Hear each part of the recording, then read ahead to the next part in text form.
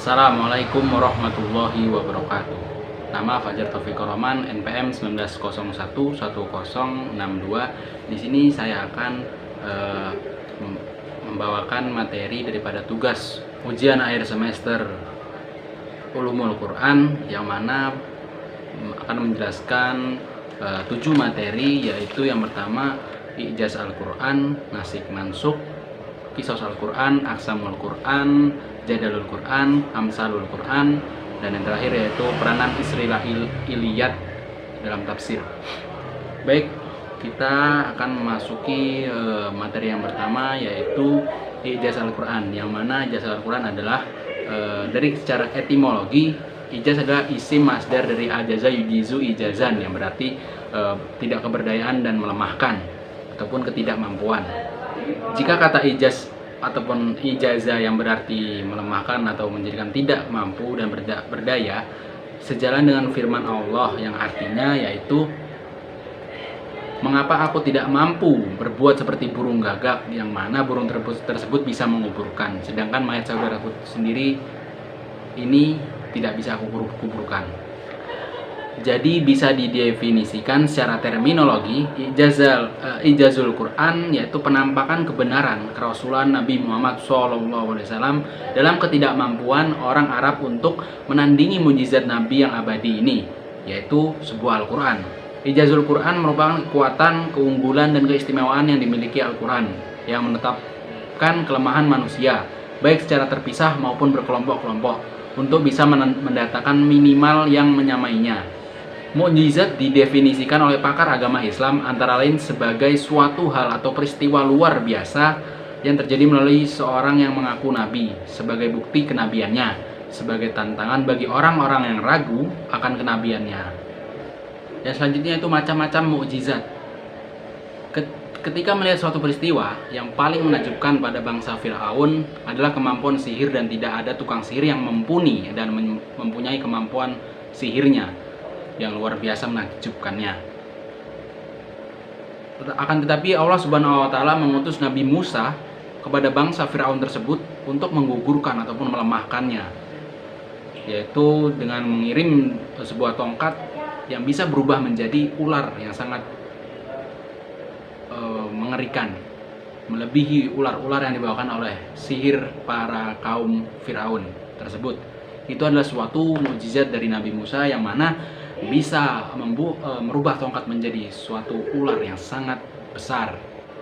Yang kedua yaitu mukjizat Nabi Isa, yang mana mukjizat ini adalah menyembuhkan penyakit dan menghidupkan orang yang mati, serta bisa berbicara waktu bayi.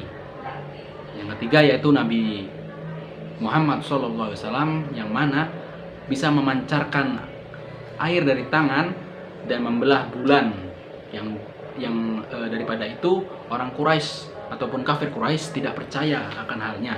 Selanjutnya itu Nabi Nuh, yang mana Nabi Nuh ini mendapatkan mukjizat untuk membuat kapal besar, yang akhirnya di tengah yang cuaca yang sangat panas, akhirnya beliau ditertawakan oleh bangsa kafirnya, yang mana berucap bahwasanya, mengapa engkau membuat kapal yang sebesar ini padahal cuaca begitu terik panasnya. Kemudian Nabi Nuh alaihissalam berbicara bahwasanya akan datang suatu azab, yaitu berupa hujan yang sangat deras yang tidak ada hentinya, yang mengakibatkan akan terjadinya banjir yang sangat besar. Maka dari itu Nabi Nuh membuatlah suatu perahu yang sangat besar. Yang selanjutnya yaitu nasik dan mansuk. Nasik adalah isim fa'il dari nasaka, yang siko nasikan, yang berarti menghapus. Selain itu juga nasik ataupun nasak ini mempunyai arti at-tahwil, yaitu pengubah ataupun mengubah. Secara istilah, nasik adalah mengangkat atau menghapus suatu dalil ataupun hukum syar'i dengan dalil hukum syar'i lainnya. Sementara mansuk adalah dalil yang terhapus. Jadi nasik dan mansuk ini masih dalam satu kata bahasa Arab, yaitu nasaka, ya. Kemudian macam-macam nasak di sini ada 4 macam nasak, yaitu nasak sunnah dengan sunnah, nasak sunnah dengan Al-Quran, nasak Al-Quran dengan Al-Quran, kemudian dan Al-Quran dengan sunnah. Yang pertama yaitu nasak sunnah dengan sunnah, yaitu suatu hukum yang sunnah dinasakan dengan hukum yang sunnah pula. Yang contohnya yaitu seperti ziarah kubur yang dahulu kala itu menjadi tidak boleh, dan ada suatu dalil sunnah yang menyatakan boleh kembali untuk melakukan ziarah kubur. Yang kedua yaitu sunnah dengan Al-Quran, menasakan sunnah dengan Al-Quran. Berarti yaitu suatu hukum yang sunnah dinasakan dengan ayat Al-Quran. Contohnya yaitu arah kiblat, yang pertamanya menghadap Baitul Maqdis, kemudian dalam surat Al-Baqarah dijelaskan untuk menghadap ke Mekah. Yang ketiga yaitu nasik Al-Quran dengan Al-Quran. Dalam pendapat ini ada yang mengatakan tidak ada untuk nasik Al-Quran dengan Al-Quran karena Al-Quran sudah sempurna. Yang keempat yaitu nasik Al-Quran dengan sunnah. Nah, ini semua para ulama bersepakat bahwasannya tidak ada nasik Al-Quran dengan as-sunnah, karena Al-Quran sejatinya sudah sempurna, karena Al-Quran adalah firman Allah Subhanahu wa Ta'ala. Yang selanjutnya yaitu materi tentang qasas Al-Quran. Qasas Al-Quran adalah suatu ilmu Al-Quran yang mempelajari tentang kisah-kisah Nabi, umat-umatnya, seperti peristiwa yang terjadi semasa Al-Quran diturunkan. Nah, jadi kisah Al-Quran yaitu menceritakan tentang mengapa ayat itu diturunkan, berarti mempunyai suatu kisah. Dalam Al-Quran sendiri itu banyak menceritakan tentang kematian ataupun kiamat, karena sejatinya kita yang hidup sekarang akan bertemu pada hari akhir ataupun kematian nanti kita akhir menjelang hidup kita. Maka dari itu Al-Quran senantiasa mengingatkan kepada kita untuk bersikap selalu ingat kepada kematian dan memperbanyak amal soleh. Itu juga sebagai dari faedah-faedah tentang kita mempelajari kisah Al-Quran, yang dimana banyak sekali cerita-cerita yang tercakup di dalamnya, bukan hanya sebagian kecil, melainkan sebagian besar. Mungkin orang-orang kafir di sana yang beragama Kristen, Buddha, Hindu menganggap bahwasanya hanya omong kosong belaka yang ada di ayat-ayat Al-Quran tersebut. Tapi mereka nanti akan dibalas pada hari akhirnya dengan balasan yang semestinya oleh Allah Subhanahu wa Ta'ala. Itu sebagian dari pengertian qisas dan hikmah diantaranya. Materi yang selanjutnya yaitu Amsalul Quran, merupakan hakikat-hakikat dalam makna dan tujuan, akan lebih menakjubkan jika dituangkan dalam kerangka ucapan yang indah dan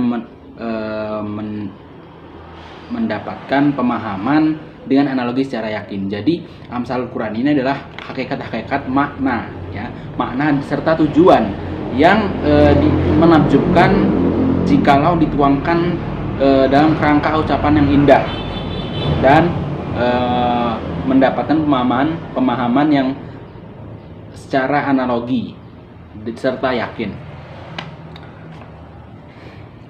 Para pakar agama ataupun ahli-ahli dalam bidangnya masing-masing menjelaskan, yaitu yang pertama dari bidang ahli bayan, bahwasanya beliau menjelaskan Amsalul Quran adalah suatu ungkapan majas yang disamakan dengan asalnya karena adanya persamaan. Jadi suatu ungkapan majas, ya, yang disamakan dengan asal persamaannya. Jadi dikatakan bahwasanya Amsalul Quran itu persamaan yang sama. Yang kedua yaitu ahli adab menjelaskan bahwasanya Amsalul Quran adalah ucapan-ucapan yang banyak menyamakan keadaan, yaitu menyamakan keadaan sesuatu yang diceritakan dengan sesuatu yang telah dituju. Nah, yang ketiga yaitu ahli tafsir menjelaskan bahwasanya Amsalul Quran itu merupakan penampakan pengertian abstrak dalam ungkapan yang indah. Jadi ahli tafsir ini menjelaskan bahwasanya Amsalul Quran itu pengertiannya abstrak dan jikalau dalam ungkapan yang indah. Adapun macam-macam dari Amsalul Quran, yaitu yang pertama Amsalul Musaharoh, yang kedua Amsalul Kaminah, yang ketiga Amsalul Mursalah. Jadi saya hanya menjelaskan secara singkat saja, tidak terlalu terperinci karena memakan waktu yang agak lama. Ya makanya itu daripada itu saya menjelaskan hanya macam-macamnya saja. Baik, selanjutnya itu materi tentang Aqsamul Quran. Aqsamul Quran itu yaitu menurut bahasa dari bahasa kosama ataupun aksam, merupakan bentuk jamak dari kata kasam yang berarti sumpah. Sedangkan istilah adalah Aqsamul Quran ini ialah ungkapan yang dipakai guna memberikan penegasan atau pengukuhan, seperti menggunakan pesan-pesan ataupun kata-kata kosam ini. Contohnya yaitu wal mursalati urfa. Nah, yang jadi contoh yaitu wal mursalatinya. Jadi demi apa gitu artinya?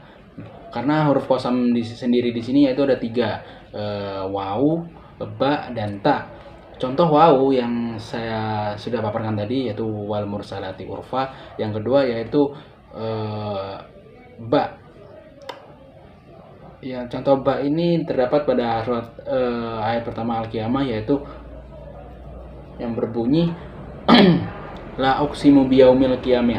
Nah, yang jadi aksamnya itu yaitu bil yaumil qiyamah. Yang ketiga yaitu ta. Ta ini banyak sekali kita jumpai, kurang lebihnya ta ini mempunyai contoh yaitu seperti tawallahi. Nah, jadi pada dasarnya Aqsamul Quran ini ada sebuah penegasan ataupun pengukuhan supaya kita sebagai yang membacanya mengetahui apa arti ataupun makna yang tersirat di dalamnya. Sebuah penegasan yang dimana memang di situ sudah jelas dan tidak bisa diubah-ubah. Itu mungkin hanya yang bisa saya sampaikan dari pengertian Aqsamul Quran. Baik, materi yang selanjutnya yaitu jadal Al-Quran, yang dimana jadal sendiri di sini mempunyai arti atau makna bersaing ataupun berlomba-lomba. Apa makna dari itu semua? Jadi jadal di sini adalah suatu ketika ada seseorang yang berpendapat bahwasanya Al-Quran itu begini dan ada yang berpendapat pula yang begini. Jadi keduanya saling berargumen dan pada akhirnya mereka saling berdebat, karena memang tabiat dari manusia adalah berdebat. Allah sudah menjelaskannya, dan pada zaman Nabi dahulu kala memang sering terjadi perdebatan, bukan hanya seagama melainkan berbeda agama, tetapi Allah menganjurkan bahwasanya berdebatlah kalian dengan yang baik dan secara halus. Jangan terbawa emosi, jangan terbawa akal pikiran dari setan, maka akan terjadilah permusuhan dengan tidak enak untuk dilihat. Gitu. Jadi jadal Al-Quran di sini adalah memiliki arti dengan konsep yang sangat tipis sebenarnya, yaitu dengan kata dia adalah berlomba-lomba untuk menang, dalam arti ungkapannya ataupun argumennya harus menang. Materi yang selanjutnya yaitu Israiliyat dalam tafsir. Baik, Israiliyat adalah sebenarnya sumber-sumber yang berasal dari orang-orang Yahudi ataupun Nasrani. Jadi dapat disimpulkan bahwa sumber ini memang bukan asli dari orang Islam ya, tentu saja.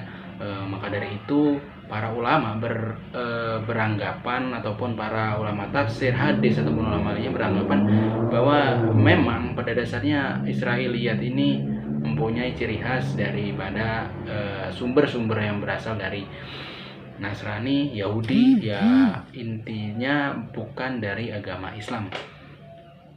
Maka dari itu kita tidak wajib untuk mengambilnya, cuman hanya mengetahui untuk bahan ataupun pengetahuan kita untuk secara meluas, dan tidak hanya berpatokan kepada itu saja, melainkan bisa mencakup keseluruhan. Nah, mungkin dari materi-materi yang telah saya sampaikan dapat dipahami dan dimengerti, semoga bermanfaat. Kurang lebihnya saya mohon maaf. Akhirul kalam, wabillahi taufiq wal hidayah. Wassalamualaikum warahmatullahi wabarakatuh.